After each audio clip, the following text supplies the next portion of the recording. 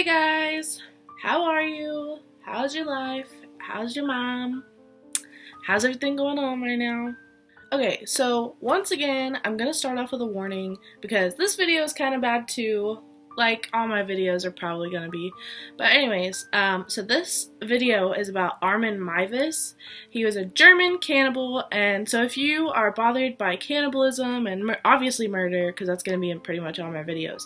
If you're bothered by stuff like that, please don't watch this video. It's gonna be semi-graphic. It's not gonna be crazy, YouTube friendly. So yeah, let's get on with the video. So Armin Meiwes was born on December 1st, 1961, and Armin's father was a police officer, so he made pretty good money, and he saved up enough money to buy the family a 36-bedroom, 16,000 square foot home, and there were only 5 of them. Like, why do you need that much room? I'm not really sure, but they lived there. His parents got married whenever his mom was 40 and his dad was 21, so there's a pretty big age gap there. Armin said that his mom was really manipulative and controlling and super jealous and would always tell her husband that he was cheating on her, even though there was literally no proof. So that's why she ended up having babies with him, is to kind of lock him in, as you would say, and yeah. And I guess even like throughout their childhood and stuff, his mom would just get really mad during fights and like threaten to kill his dad all the time. Like they said that was just a normal thing that would happen all the time. So there were 3 kids total. Armin was the youngest, and the older 2 actually moved out because they were just sick of the shit in the household. They just moved out, and this left Armin all alone. Well, with his parents, but they're just sitting there fighting all the time. So it left him alone in this giant 36-bedroom house with his fighting parents. And eventually, whenever Armin was 7 years old, his dad just stormed out, left with all of his stuff, and he never saw him again. So, as anybody would, Armin felt like really, really alone and bored. And, you know, his mom, anytime he would see her, she would just tell him to clean the huge house by himself. She never really did anything. She was not affectionate to him. Nothing. So, because Armin was so bored all the time, he ended up reading this book called Robinson Crusoe. And long story short, in the book, they talk a lot about cannibalism and all about it, and he just became obsessed with it. Like, that was his introduction to it, and he would think about it and dream about it all the time, like, just constantly thinking about eating people. So, time goes on, and whenever Armin is 19 years old, he joins the West German Army. He wanted to be a professional soldier and spent 12 years in the armed forces. And while he was in the army, he would like become friends with women, but it never went anywhere because he just wasn't interested in women. And so he would ask his friends, like, do you think I'm gay, or what's going on? And of course his friends would just be... Did I just have a stroke? And of course his friends would just be like, well, I mean, you kind of need to know that. I can't really tell you if you're gay or not. But, I mean, in an interview, his friend said everyone knew that he was gay, but it was like Armin was the last to know, you know? And then he started drinking really heavily. He actually got into 2 car accidents because he was driving while he was intoxicated, which is never a good idea. I don't know why people do that. So, of course, he got discharged from the army and he went back home to take care of his mom, who at this time was pretty old because he was 32 when he got out of the army. So now he decided to take up a job as a computer engineer, and then the 90s brought the internet, the World Wide Web. Woo! Back when the internet first started, which you'll know if you were alive back then like I was, but there weren't a whole lot of people policing what people did on the internet back then. They didn't really care. Well, not that they didn't care. They didn't really catch on that people were doing illegal stuff on there very quickly, so there was a lot of stuff going on. So Armin, like everybody else in the world at the time, decided he was going to play around on the internet a little bit, and ended up coming across a website called Cannibal Cafe. It's like a forum for cannibals specifically, and they can talk about, you know, either on one hand, you want to eat people, or on the other hand, they fantasized about being eaten. And Armin was like super excited about this. He found a community of people that were just like him. Like he thought he was alone with that thinking. And he even ended up making his own website for things like that, cannibal things. Now the Cannibal Cafe obviously isn't up anymore. They took it down, but there are ways that you can go back and look at like all the things that they used to post and stuff. It's kind of weird. I actually looked it up back when I first heard about this story a while back, and they're just a bunch of people talking about, like, either one of them is like, oh, I can't wait to eat this girl tonight, I'm gonna kill her and eat her, blah, blah, blah, we're going on a date. Or, like, it would be the other side, and this person would be like, wow, like, I had a dream last night that I was killed and packaged up like meat and put on a shelf at a grocery store. It doesn't make sense, because, like, you're not gonna know. You're gonna be dead. So Armin would actually go to the store, and he would buy, like, ground beef or, you know, just different kinds of meat, and he would, like, sculpt it to, like, look like different body parts, and take pictures of it and put it on this Cannibal Cafe website, and everybody loved it. They thought he was, like, he was an internet celebrity for sure, well, as far as that goes. Then, on September 2nd of 1991, Armin came home from work and found his mom dead in her bed. And you know, most people, like me and you, would be like really sad and upset by this. Like, you would think that he would be really sad about it, but no. He was just excited that she was out of the way now, and he had this like giant mansion to do his creepy cannibal things in. Like, literally, as soon as she was gone, he turned one of the bedrooms into a cannibal room. And it was like his place where he could set up this giant dungeon and take pictures of this meat and put it on Cannibal Cafe. Then, about 2 months after his mom was gone, he went to the website again asking for volunteers. And a lot of people on the website would go and like pretend that they were gonna eat each other, you know, just like role playing. But he really wanted a volunteer, like somebody that was serious about it, somebody that wanted to die. He didn't want to kill anybody like a random person and be a murderer. He wanted somebody to want this to happen. And because he was so internet famous on the Cannibal Cafe website, he actually started getting a lot of responses to his ad. But of course, everybody would back out last minute. They probably were just role-playing.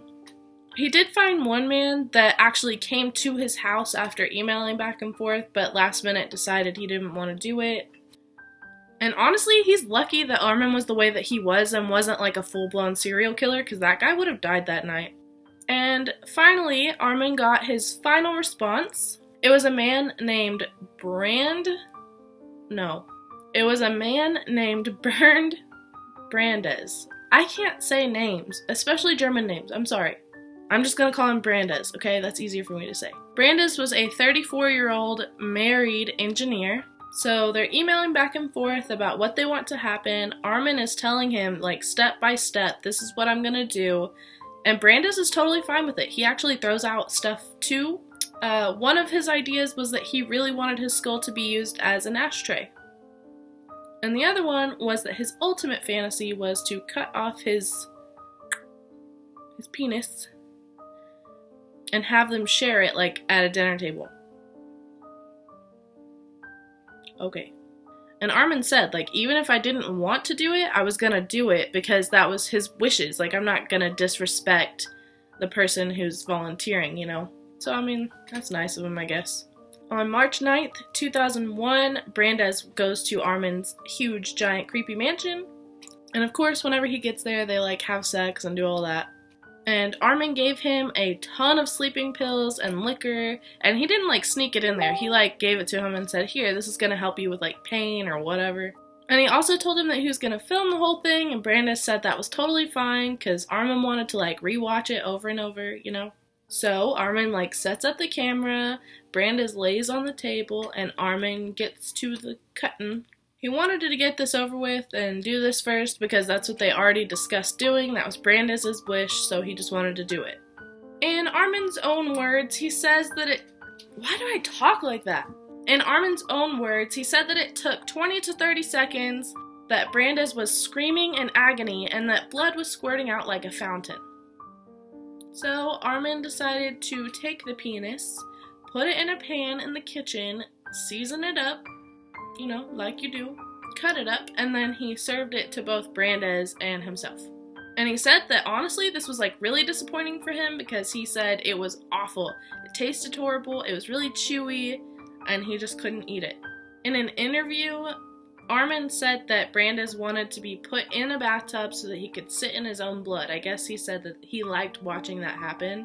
So he just put him in the bathtub and was trying to let him bleed out, And every 15 minutes, Armin would go check on him because he thought that it would happen a lot faster than it did. But I guess Brandes was just bleeding out really slow. He was dying too slow for Armin's liking. So Armin, while he was waiting on this guy to bleed out in his bathtub, he went and read an entire Star Trek book. And then finally he was like, okay, you know what? This is taking too damn long. So he took a knife into the bathroom, kissed him on the lips and said, I'm sorry, you're taking too long. I'm just gonna end it. And he put a knife into his throat. He said it went in here and out here. Now that Brandes was dead, Armin took him to a room that he made specially for this kind of stuff. The room, he had put meat hooks up on the ceiling and all kinds of crazy stuff. So he hung him upside down by the feet onto the meat hooks and warning, this is getting graphic. So he hung him upside down and then he cut him all the way down the middle. Then after that, he says that he washed the pieces in the bathtub and cut them all up into tiny little pieces. He buried the skull in the yard, and then in an interview, Armin said that he, and I quote, I took out my best dinner service and I fried a piece of rump steak, a piece from his back, made what I call princess potatoes and sprouts. After I prepared my meal, I ate it. Then he says, the first bite was of course very strange. It was a feeling I can't really describe. I'd spent over 40 years longing for it, dreaming about it. And now I was getting the feeling that I was achieving this perfect inner connection through his flesh. The flesh tastes like pork, but stronger. Then when he was done, he put the rest of the body in Ziploc bags and put it in his deep freezer under some pizza boxes and stuff. And over the next 6 to 8 months, he literally would use this flesh on everything. He would order a pizza and put it as pizza topping. He would add it to his breakfast, lunch, and dinner, just using it wherever he could. Well, during all this, right after the killing had happened, Armin had started uploading the videos and pictures that he took during the process. And of course, the Cannibal Cafe website loved it. They thought, he was a god. And around early December, Armin decided to post another advertisement for another victim. I guess he just needed fresh meat, I don't know. Well, this Austrian student was actually checking out the website at the time. I'm not sure why, it was probably just curiosity. But he noticed Armin's pictures looked really real and that he was placing another advertisement for another person. So he was like, this doesn't seem right. So he tipped off the police and told them about everything that was going on. And on December 10th, 2002, police showed up to Armin's mansion. They were looking for any kind of evidence, and surprisingly, they didn't find his cannibal room, but there's also 36 rooms in this house. But when one of the officers looked into the deep freezer, he found about 50 pounds of what looked to be human flesh. Armin denied it and told them that it was wild pig meat, but when the officer looked closer, he actually found some leftover skin on the meat, so he knew that it was human. And when police finally straight up asked him, hey, is this human meat? He actually just straight up said yes. He admitted to everything, gave them the videos, the pictures, and his computer. And after he was actually caught, he never really lied about doing anything. Obviously, police arrested him. On January 30th, 2004, Armin was sentenced to 8.5 years in prison and was convicted with manslaughter. And people did not like this at all. They were outraged, and the media covered it a lot. And Armin's defense was that Brandes was completely willing, which I think is a pretty strong defense. Not that this is a good thing to do in any kind of way, but, he was willing. And all of the emails and pictures and videos, they all showed that Brandes was saying he was willing to do this. So lawyers were really struggling to convict him for anything else because in Germany, cannibalism is actually legal. So in the retrial, they actually showed the jury 19 minutes of the video, which I'm sure was really disturbing. Their argument was saying that Brandes was not in the right mindset to give consent, so they ended up charging him with murder for the purposes of sexual pleasure and disturbing the peace of the dead. And that's pretty much it for Armin. He's been in prison ever since. And surprisingly, while he's been in prison, he's actually became a vegetarian. He's done plenty of interviews since he's been in there that you can look up on YouTube, and he seems like he knows what he did was wrong. Again, not that that's an excuse. Anyways, what did you think about Armin Meiwes? Let me know in the comments down below. And you should tell me what you think about the sentencing, given that the victim was actually willing. Do you think that he received the correct sentence with life in prison? Like this video and make sure you're subscribed, and I'll see you guys next time. Bye.